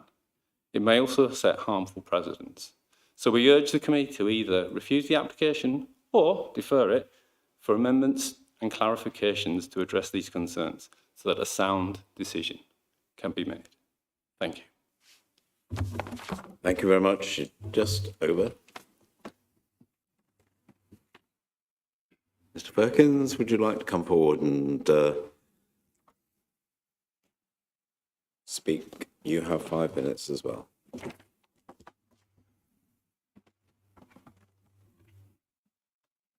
Thank you. Excuse me. Thank you, Chair. Members. The applicant works in the hamper supply business, so it's a busy time for them. They were unable to attend, so they asked me to speak on their behalf. The report's really clear. Yes, the house has been extended in the recent past by previous owners. But that does not mean further proposals can't be pursued. Different approvals could exist at the same time, and it's right to assess the proposal in front of you rather than looking at how the dwelling was years ago. It is, however, the recent extension, and because the roof and other elements of that are failing, that has led this applicant to resolve those deficiencies. When on site, for example, you might have noticed the water stains running down some elevations, how the cladding beneath the parapets is coming away and the render on the chimney is blown. This is because although the extension was acceptable in design terms, it wasn't unfortunately well constructed. Replacing the roof with a pitched roof and overhanging eaves will rectify these problems, whilst arguably improving the aesthetics of the property and in turn the street. Some neighbours, for example, have welcomed the proposal and their representations explain why this should be approved. The footprint of the building won't change. Whilst the roof will be higher than it is now, the slope of the street means the stepped roofline continues. The hipped roof design means it does not appear bulky, and by sloping the roof away from number 70, if anything, it creates more visual space to that property itself recently extended generously to within a metre of its other neighbour. The window facing the site is obscure to a bathroom. Sandy Lane and other local streets have huge variety. Many properties have been greatly extended, often with designs and finishes very different to the original. Houses have been removed and replaced, in some cases with 2 new properties. I was going to ask for a few photos to be put on the screen, but other local residents have done that in their comments of support. In design terms, the application will, if anything, unify the existing house, and the range of designs locally means the proposal is not out of place. There is an existing balcony to the rear. It's not a Juliet balcony. The proposal reduces its width, taking it away from number 70 and slightly towards the road. It increases its depth. As you would have seen on site, it's some distance from boundaries. In that context, the amended balcony has no greater impact than the existing, and there's no conflict with policy or separation distances. 620 of the report confirms this. Although officers, I believe, didn't feel it was necessary, measures to address neighbours' concerns are proposed with the landscaping. I understand these are the result of ongoing communication between the parties to maintain good relations. In an ideal world, the applicant would have preferred not to make this application. It is necessitated by the shortcomings in the construction by others of the recent extension and resolves that in an entirely appropriate way. As the report explains, the proposal isn't harmful and complies with relevant policies. There are no planning reasons to refuse this, and so the applicant asks you members to support the recommendation. Thank you, and Merry Christmas. To you too.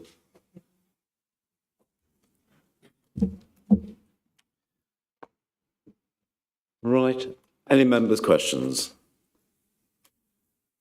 Councillor Baker?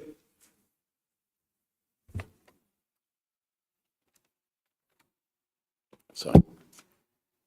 Thank you, Chair. I think the officer has been a little disingenuous in his report when he talks about the first floor balcony being slightly enlarged. I think it's more than slightly enlarged, and I'd like him to comment on that.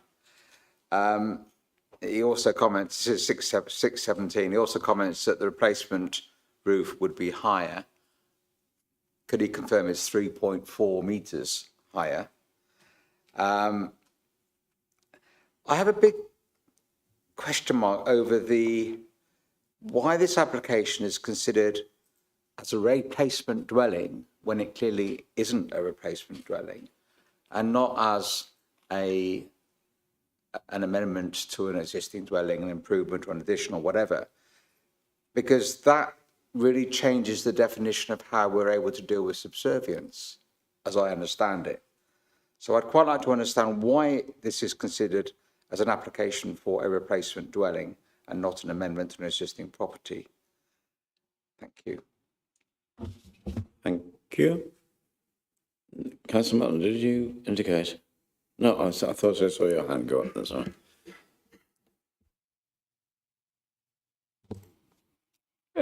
Yeah, so the reference to the increase in the size of the balcony, it's an increase in depth by 1 metre, moving further away from the neighbour that is of concern. but is also reducing in its width, if you want to look at it that way. So I would still consider that to be reasonably modest increase. It could be much bigger, could be much smaller. But we've also got to consider that there's one already there. So that's why that comment is there. You may disagree. The increase in the roof height, parts of it, so the actual hipped roof that now goes over the flat roof, yes, would be 3.4 metres. But that's only a part of it. So the actual increase in the height of the main ridge line that runs across the property is an increase of 0.8 metres.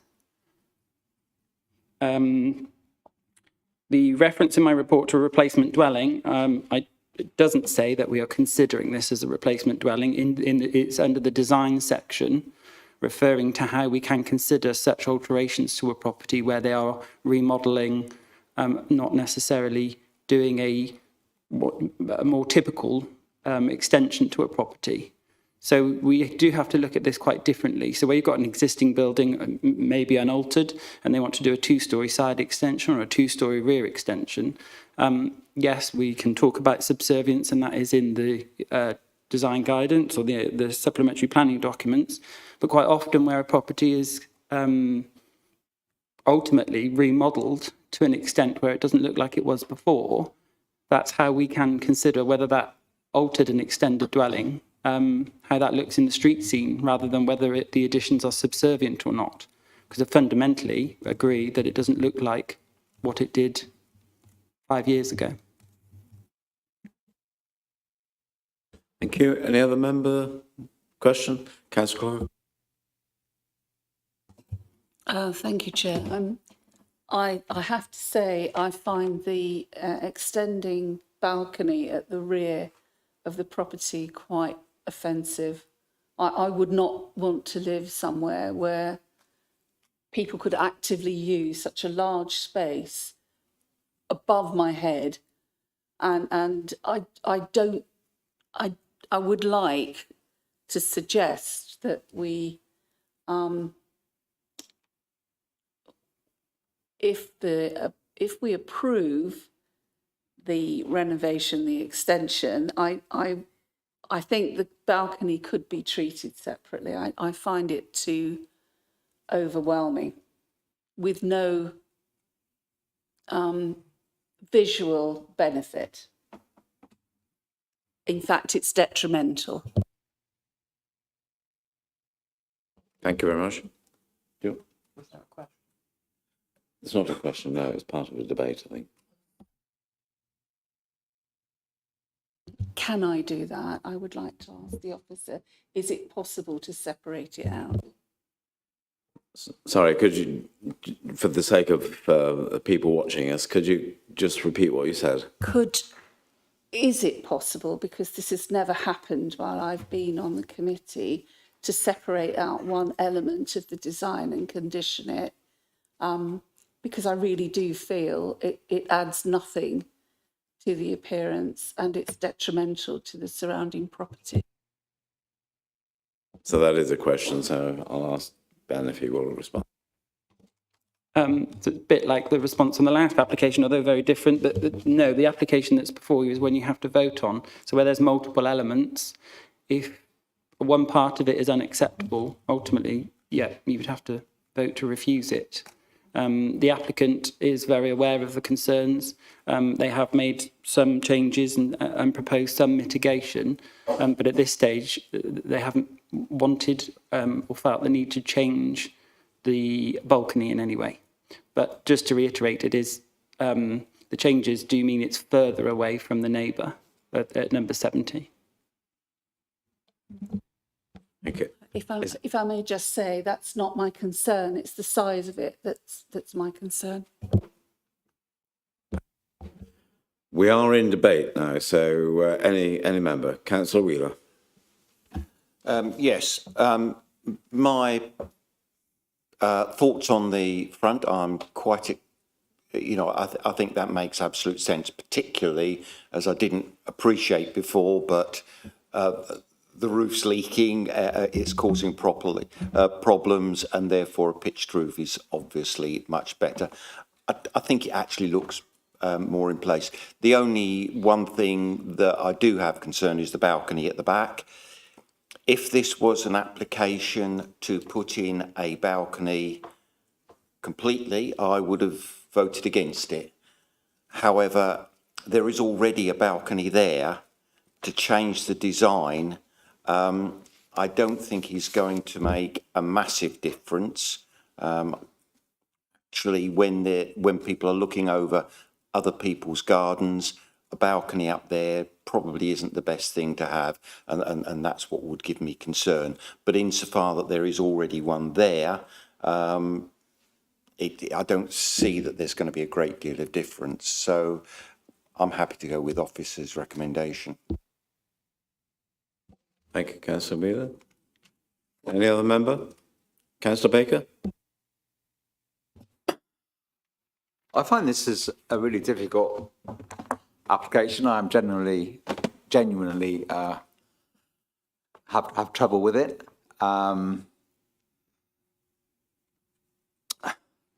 If we talk about the balcony, first of all, we are changing this from a very narrow balcony where you can do nothing other than stand on the balcony to a living space where you'll be able to have tables and chairs and be out there. And I get that, because when we went on planning view and you stood on that balcony, you saw an incredible view of the Scarp. So I can understand fully why the applicant would want to make the most of their balcony and increase its size, which would involve considerably increasing the use of it to the detriment of the neighbour. There is no question about that. What really annoys me about this is that the applicant is spending a considerable amount of money on this development. He could easily have put in a screen on that end of the balcony, as he has done actually on the other end of the balcony, so he has privacy. He could easily have put a screen on. He'd still have a fantastic view of the bulk of the Scarp, and he'd overcome all the issues. But he wasn't prepared to do that. And for me, that is just really, really poor. And okay, he's going to put in a 2.8 metre fence panel. Lovely. And now we've seen some landscaping, but we can't condition that. And it'll probably, who knows whether that will happen or not. I just think, in the interest of good neighbourliness, a simple modification to that balcony could have achieved so much for the benefit of the neighbour. In terms of the build, it's true to say that that area, Sandy Lane and Hartley Close, that we've seen a lot of buildings being knocked down actually and rebuilt and amendments. But in my view, and okay, so it needs a new roof. It doesn't need a new roof of that scale. Either the roof could have been repaired or a more modest roof could have put on. This is a considerable enlargement of that property. It dominates the street scene as you drive up on that corner there in height, bulk and scale.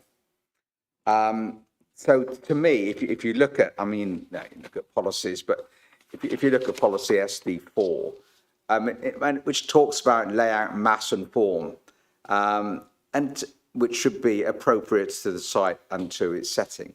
There's a prominent site on a corner. It's next door to a more modest property. Despite the more modest property being higher up, this property is still bigger than it. So for lots of reasons, I'm really unhappy with it. Having said that, I understand why they would want to put an balcony on. I understand why you'd want to replace the roof. And I actually quite like the look of the building.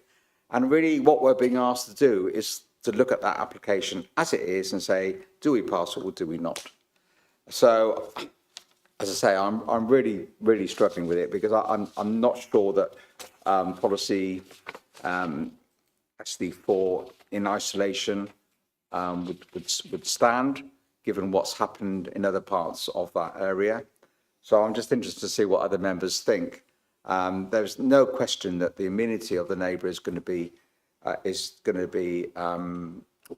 made worse by this balcony, no question at all. And that's very, very sad. And if I could defer it, actually, and I don't know whether the officers would have a view on that, I would actually want to defer it and put it back and say, look, let's have a little bit more consideration for our neighbours here. Let's look at a modest screening on the end of that balcony and then come back to us. So as I think about that, I would like to propose deferral to see whether we can get an enhanced scheme for the benefit of the neighbours. Thank you very much. So you're proposing deferral on the basis that you want more consideration taken into the balcony part of the application. I do have to take the deferral first. I don't know if there are other members who wish to speak on that. Any other member? No? So I will take a vote on the deferral because that, yeah, sure, I'll ask the officers first. Thank you, Chair. I mean, our recommendation as officers is obviously to grant permission. It is obviously within the gift of the committee to defer it if the committee wishes to, but the view of us as officers is that that's not going to go anywhere. We're not expecting there to be any more amendments volunteered by the applicant. So I think just the committee need to be aware of that before they vote on that. Is there any more discussion in view of the officers' comments? No? So we'll take a deferral. A proposal has been to defer by Councillor Baker. All those in favour, please. Sorry, Chair. Sorry.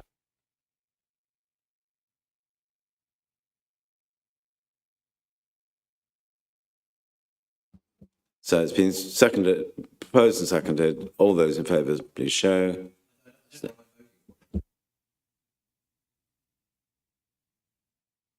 Unsure of what the vote is. Is that one cycle deferral? What does that mean? Well, it would be a deferral, apparently, to discuss the options on the balcony situation. I mean, wherever that takes. Up to you to.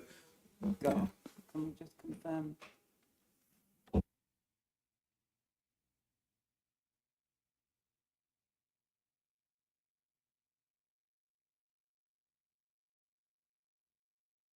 Before we take the vote, then, can I just clarify, Councillor Baker, whether it is the balcony that's the issue with you, or whether it's the roof as well, or the whole scheme?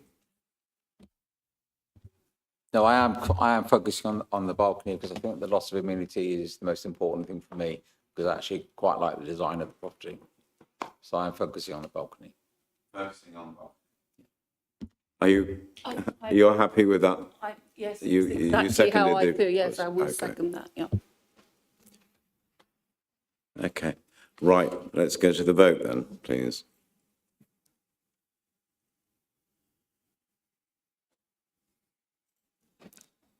There's 9 votes and there's 10 people. 10. It's 4 votes for, 4 votes against, and 2 abstain. That puts. Yeah, that puts the decision down to me to vote for deferral or not. I'm going to oppose deferral. So Motion has failed. Motion has failed. So we're back on the substantive motion, and you can continue discussing that, or we can go to the vote on the substantive motion. Any more discussion? If not, the application is to permit. So we will take the vote on the application as it stands. All those in favour, for or against?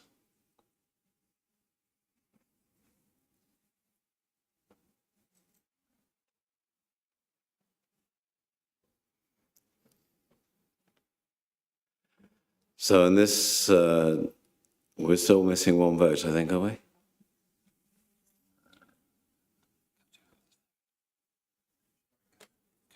Right. So that's 5 for the application, 1 against, and 4 abstentions. So the application has been approved. Thank you very much.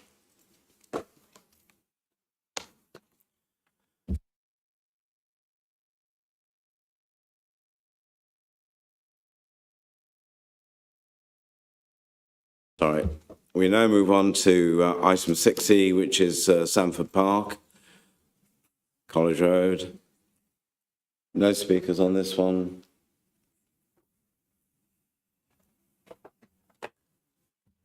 Claire will introduce it for us.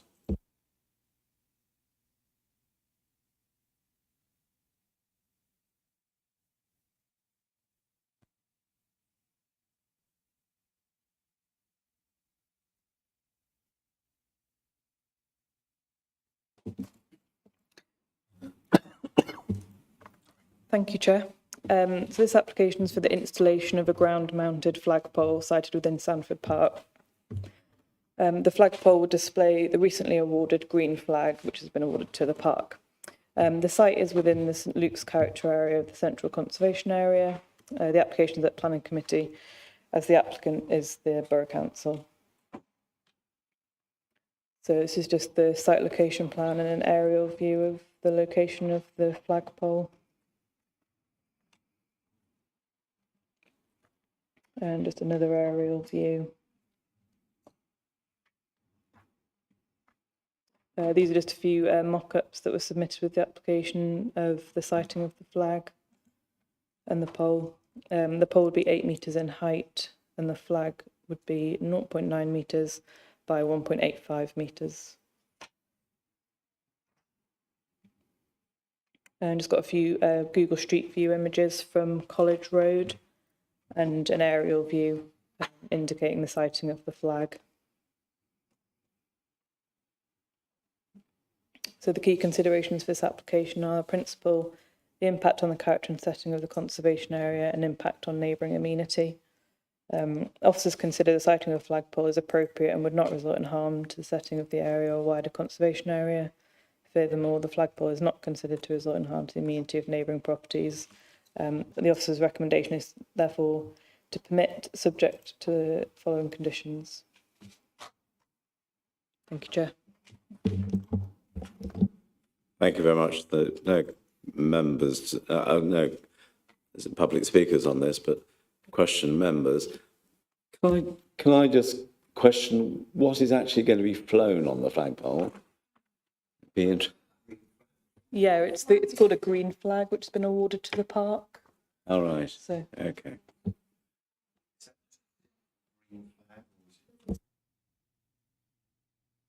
Sorry. Members, Councillor Bamford. So that is the site where we certainly used to, and I thought still did, land helicopters for getting to the hospital. Now maybe it all goes to Gloucestershire or now, I don't know, but up until a few years ago we used to land helicopters there. I guess that's a bit gone into. I just thought we ought to check before we stick a flagpole there.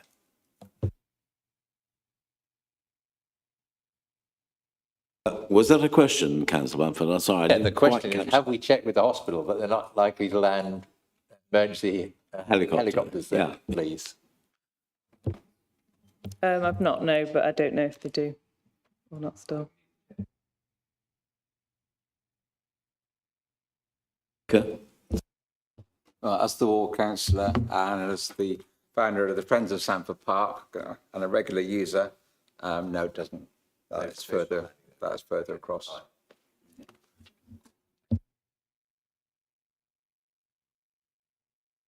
Any debate on this? Anybody? Nobody looks really animated at the thought of having a debate, so we'll go to the vote then in that case. The application that is showing permit. All those in favour, please show. So that's unanimously for and is approved. Thank you.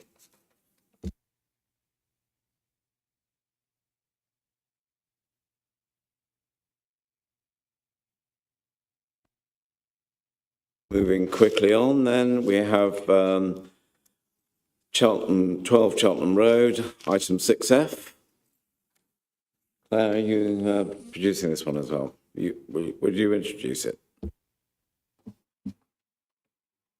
Thank you, Chair. This application proposes works to numbers 12 and 14 Chelt Road to include external insulation, replacement roof finish and new front canopies over the front doors. The application is at Planning Committee as the applicant is the Borough Council. So just got the site location and an aerial view of the site. This is the existing and proposed drawings for number 12. And then existing and proposed drawings for number 13. Both properties that have the same external finish as one another. Just a few Google Street views of the site. And then a couple more just showing the site in the context of the street and the surrounding area.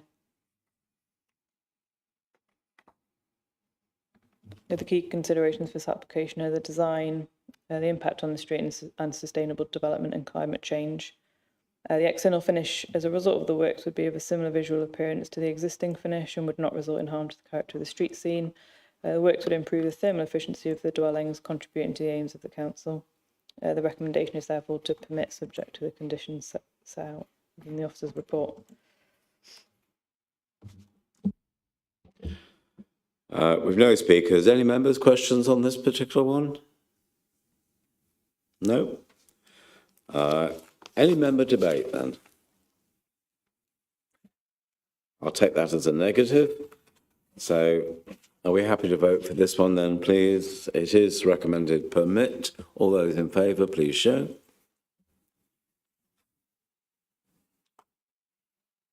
Is that? Yep. We have a full complement for, so that's approved. Thank you very much indeed. Moving speedily on then, we now come to item 6G, Cheltenham Town Hall, Imperial Square, and you're going to do that. Chris will do that. Introduce it for us.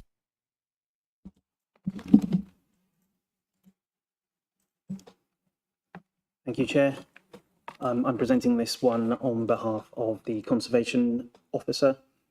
So this is an application for listed building consent, and there are two key elements of it. The replacement of some rear double doors and the floor mechanism on the rear door, and the replacement of two spring floor mechanisms on one of the front internal doors, and the recommendation is to approve. So moving on to the site location plan. And then so this is obviously the ground floor plan, just to highlight the location of the two doors. So the replacement door is to the rear of the main stage. At the far right, as you view it from the back. And then the replacement of the spring mechanisms within the floor, one of the front doors or the internal front doors within the lobby.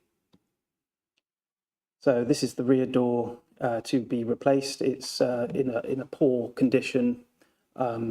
Its fittings are loose, and I'll go on to some further photographs in a moment, but the proposal is to replace this door like for like.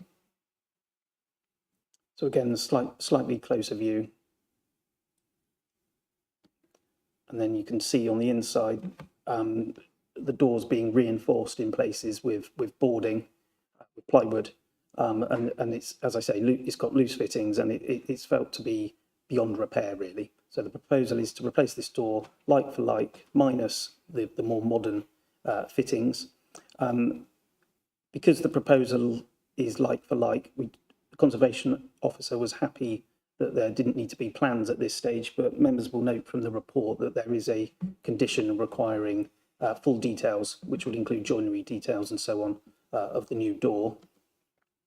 The other element of the proposal is very minor, and it's to replace the floor springs within the floor underneath these two internal doors here to the front of the building. So these are the floor mechanisms the spring mechanisms within the floor beneath these brass plates, which are not operating at the moment. And as I understand it, that means the door itself cannot be used. So both sides will be replaced, new internal mechanisms fitted, and the brass plate, put back in place. So, as I say, the recommendation is to grant listed building consent. Condition 1 and 2 are the standard conditions for time limit and compliance with the plans. Condition 3, as I mentioned earlier, relates to the submission and our approval of the full details of the replacement doors and any ironmongery and door springs. And then the final condition requires the work, or once the new doors and the mechanisms are installed, the work's to be made good in terms of the fitting of those doors and so on. So, as I say, Chair, the recommendation is to grant listed building consent. Thank you. Thank you very much. I've used that back door quite frequently, and it does need replacing. So, any members' questions? Any? Councillor Wheeler?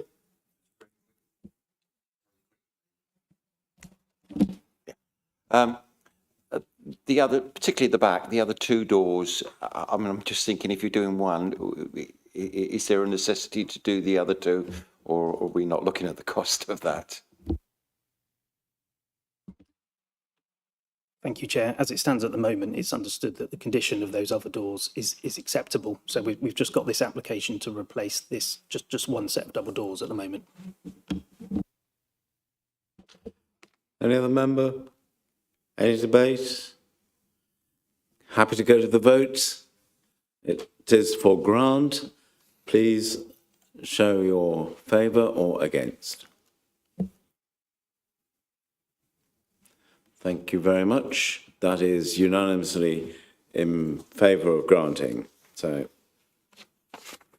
that brings us very well done, everybody. It brings us to the closing items on the agenda. The appeal updates, you will have noted that. There are no urgent items that I consider worth bringing. So the next scheduled meeting is January the 23rd. In the meantime, can I wish you all a very Merry Christmas. I hope you have a reasonably good time without overdoing it all, because we want to see you healthy and hearty in January. There are some sweet